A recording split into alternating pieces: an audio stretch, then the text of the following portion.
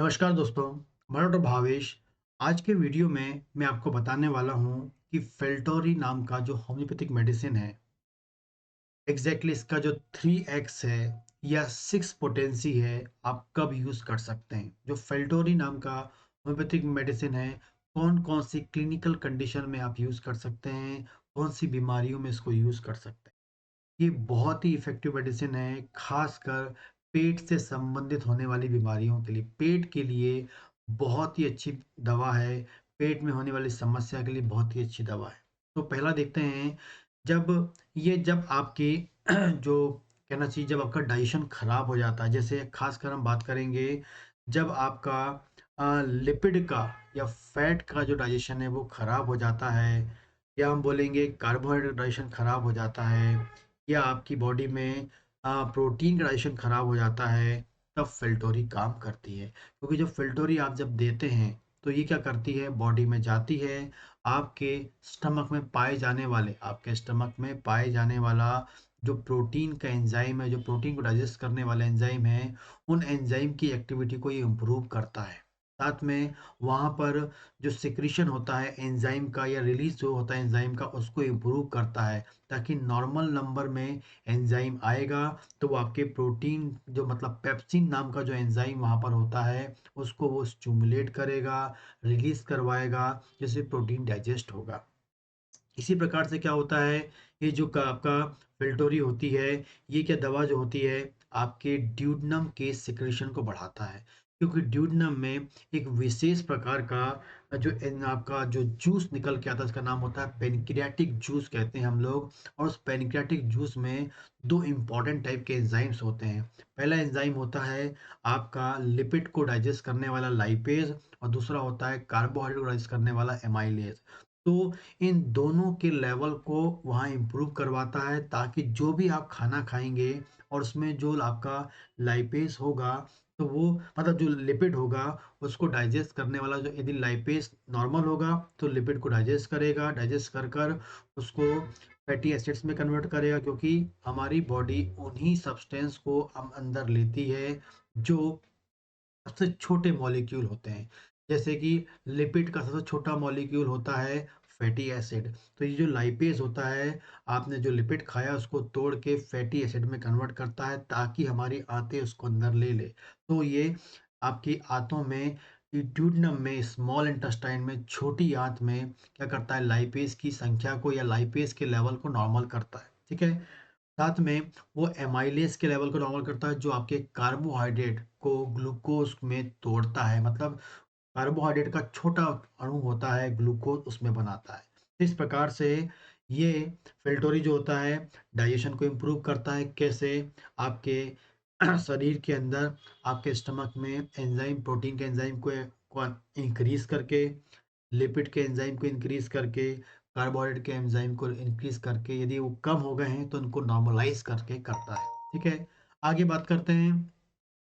एक और चीज इंपॉर्टेंट करता है कि ये आपके आंतों में, जो जो छोटी आंत होती है, वहां पर एक और लिक्विड आता है, इसका नाम होता है बाइल। ये जो बाइल लिक्विड है, इसकी लिक्विड बाइल को निकालने में हेल्प करता है। क्योंकि बाइल जो होता है, वो बहुत ज़रूरी काम करता है। बिना बाइल के आपके शरीर के अंदर कभी भी तो आपके जो लिपिड होता है उसका अवशोषण नहीं हो पाता है। लिपिड जो होता है, वो पानी में अघुलनशील होता है। लेकिन हमारी आंतें उन्हीं पदार्थ को ज़्यादा अच्छे से अंदर लेती हैं, जो पानी में घुलनशील होते हैं। अब आपने एक गिलास पानी ले लीजिए, और उसमें एक एक चम्मच आप घी डाल दीजिए या तेल डाल दीजिए, और आपको जब घोलेंगे तो पानी में वो तेल या घी घुलेगा नहीं। लेकिन यदि आपने एक बूंद उसमें बाइल डाल दिया, तो वो जो है तेल है, वो पानी में घुल जाता है। मतलब तेल को पानी में घुलनशील बनाना है, तो हमारी बॉडी में क्या चाहिए, बाइल चाहिए प्रॉपर मात्रा में। तो वो आपकी छोटी आंत में निकल के आता है। तो जो फेल्टोरी होता है, कई बार देखा गया है कि आपकी बॉडी के अंदर फैट प्रॉपर तरीके से नहीं जाता, या हम बोल सकते हैं फैट का प्रॉपर एब्जॉर्प्शन नहीं होता है। तो उस फैट के एब्जॉर्प्शन को नॉर्मलाइज करने के लिए फिल्टोरी देंगे और फिल्टोरी लेंगे आप, तो क्या करेगा, बाइल के सिक्रीशन को बढ़ाएगा।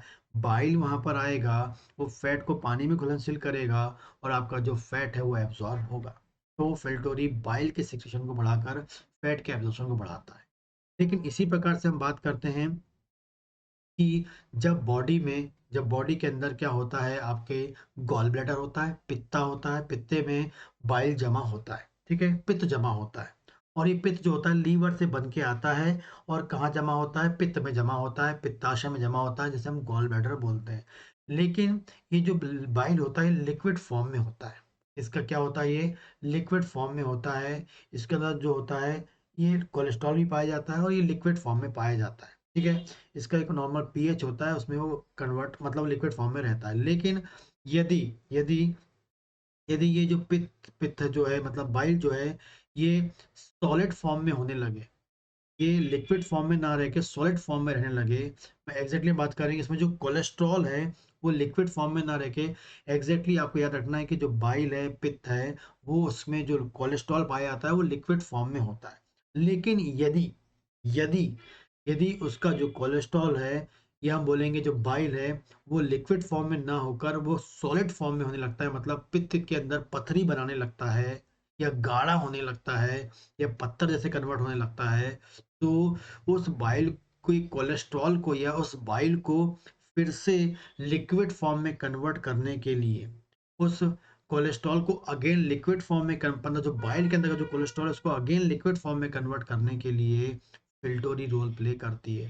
फिल्टोरी क्या करती है? उस पित्त के अंदर का जो कोलेस्ट्रॉल है उसको लिक्विड फॉर्म में कन्वर्ट करने में हेल्प करती है, उसे लिक्विड फॉर्म में बनाए रखने में हेल्प करती है। यदि किसी को पित्ताशय का स्टोन हो गया है या पित्ताशय वाले पाइप की जो डक्ट है उसमें स्टोन फँस गया है, तो बहुत दर्द होता है, सर्जरी करवानी पड़ती है, ठीक है? लेकिन यदि आप सर्जरी के बारे में नहीं सोच रहे हैं तो फिल्टोरी नाम की दवा आप ले सकते हैं, होम्योपैथी की, बहुत ही इफ़ेक्टिव रोल प्ले करती है, जो पित्ताशय की पथरी जो होती है वो टूट के बाहर नहीं निकलती, वो लिक्विड फॉर्म में ही कन्वर्ट होगी, तो बाहर निकलेगी। मतलब बाइल को आपको लिक्विड फॉर्म में कन्वर्ट कराना पड़ेगा और लिक्विड फॉर्म में कन्वर्ट कराने के लिए आपको यूज़ करना पड़ेगा फिल्टोरी। तो फिल्टोरी क्या करेगी? आपके पित्ताशय में या जो आपके गॉल ब्लैडर में पाई जाने वाली पथरी है उसको लिक्विड मतलब जो अंडर स्टोन बन गया है उसको लिक्विफाई करने के लिए, लिक्विड में कन्वर्ट करने के लिए एक रोल प्ले करेगी। तो इसके लिए आप यूज़ कर सकते हैं। यदि पाइप में कहीं ऑब्स्ट्रक्शन है तो आप इसको यूज़ कर सकते हैं, ठीक है? इसके अलावा बात करते हैं ये जो है आप यदि आपकी बॉडी में क्या होता है, बिलिरुबिन एक पिगमेंट होता है जिसकी हर बॉडी में बिलिरुबिन बनता है, पर डे बनता है।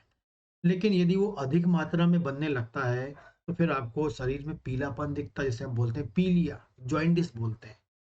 और ये जो बिलिरुबिन जो होता है, ये ज़्यादा मात्रा में कब बनता है? जब आपकी बॉडी के अंदर बहुत अधिक मात्रा में आरबीसी टूटती हैं। हर दिन आरबीसी टूटती हैं, बिलिरुबिन बनता है और वो हमारी बॉडी से बाहर निकल जाता है।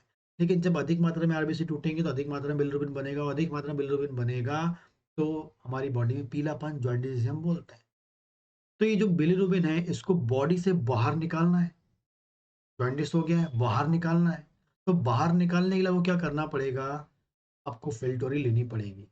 क्या होता है, जो बाइल होता है उसमें ही मिल के बिलिरुबिन भी आता है और वो बिलिरुबिन जो होता है वो बाइल के साथ आता है आपके जीआईटी में, आंतों में, और वहां से लैट्रिन के द्वारा बाहर निकलता है। जो लैट्रिन का जो कलर होता है पीला, बाइल के कारण ही हो सॉरी बिलिरुबिन के कारण होता है और ये जो बिलिरुबिन होता है बाइल के साथ ही बाहर आता है। फिर जब बॉडी के अंदर ज़्यादा बिलिरुबिन बनता है तो उसको बाहर निकालने के लिए, एक्सक्रीट आउट करने के लिए, जॉन्डिस को ठीक करने के लिए, पीलापन को ख़त्म करने के लिए, बिलिरुबिन को नेचुरली बाहर निकालने के लिए फिल्टोरी का यूज़ करते हैं। फिल्टोरी क्या करता है? बाइल के सिक्रीशन को बढ़ाता है, बाइल के एक्सक्रीशन को बढ़ाता है, बिलिरुबिन के एक्सक्रीशन को बढ़ाता है और बॉडी से बिलिरुबिन के लेवल को कम कराता है, जिससे आपके जॉन्डिस का जो लेवल है या पीलापन जो है, पीलिया जो है वो आपका कम हो जाएगा। इस प्रकार से ये पीलिया को ठीक करने में भी, बिलिरुबिन को बॉडी से कम करने में भी ये इम्पोर्टेंट रोल प्ले करता है। ठीक है? आगे बात करते हैं, ये पेरिस्टाल्टिक मूवमेंट को इम्प्रूव करता है। ये आपके डाइजेशन को इम्प्रूव करता है, पेरिस्टाल्टिक मूवमेंट को इम्प्रूव करता है और फाइनली ये कॉन्स्टिपेशन को दूर करता है। परगेटिव परगेटिव के रूप में होता है, कब्ज को दूर करता है, लेट्रिन को सॉफ्ट करता है। लैट्रिन को सॉफ्ट करने में और उसको बाहर निकालने में हेल्प करता है। तो आपको याद रखना है, ये पेरिस्टाल्टिक मूवमेंट को नॉर्मलाइज़ करता है, ज़्यादा होगा तो कम करेगा और कम है तो ज़्यादा करेगा। जब कॉन्स्टिपेशन होता है, तब मूवमेंट कम हो जाता है, तो ये डाइजेशन को इम्प्रूव करके, मूवमेंट को इम्प्रूव करके कॉन्स्टिपेशन खत्म कर देता है। यदि किसी आदमी में बहुत अधिक इंटेस्टाइनल मूवमेंट हो रहे हैं और उसको लगातार डायरिया की प्रॉब्लम है, पेरिस्टाल्टिक मूवमेंट बढ़ गए हैं, उसको भी नॉर्मलाइज़ करने में आपकी फिल्टोरी बहुत ही इफ़ेक्टिव रोल प्ले करती है। यदि आंतों में सूजन आ गई है, आंतों में इन्फ्लेमेशन हो गया है या आईबीएस हो गया है, उस कंडीशन में आंतों का मूवमेंट बढ़ जाता है या किसी भी कारण से पेरिस्टाल्टिक मूवमेंट बढ़ जाता है, आंतों का मूवमेंट बढ़ जाता है, लैट्रिन पतली होती है, बार-बार लैट्रिन होती है, उस कंडीशन में भी आप फिल्टोरी यूज़ कर सकते हैं। बहुत ही इफ़ेक्टिव रोल प्ले करती है, ठीक है? तो इस प्रकार से फिल्टोरी का उपयोग आप कर सकते हैं। अब मैं ये बोलूँगा कि आंत को नॉर्मल फंक्शन कराना है, आंतों के नॉर्मल सिक्रीशन करवाना है, नॉर्मल एंजाइमेटिक प्रोसेस करवाना है, आंतों की हेल्थ को इम्प्रूव करवाना है, तो आप यूज़ कर सकते हैं फिल्टोरी। बहुत ही इफ़ेक्टिव मेडिसिन है, जो आपकी क्लिनिकल प्रैक्टिस में आप यूज़ कर सकते हैं। ठीक है? इसके अलावा और कोई क्वेश्चन तो आप मुझे कमेंट कर सकते हैं। कोई बीमारी आपको, चाहे स्किन डिजीज़ हो, सोरायसिस हो, पेट संबंधी हो, पाइल्स हो, थायराइड की संबंधी बीमारी हो, तो आप मुझे अ, को आप कॉल करके दिए गए नंबर पे बात करके फिर से आप कंसल्ट कर सकते हैं और अपनी बीमारी से छुटकारा पा सकते हैं। नमस्कार दोस्तों।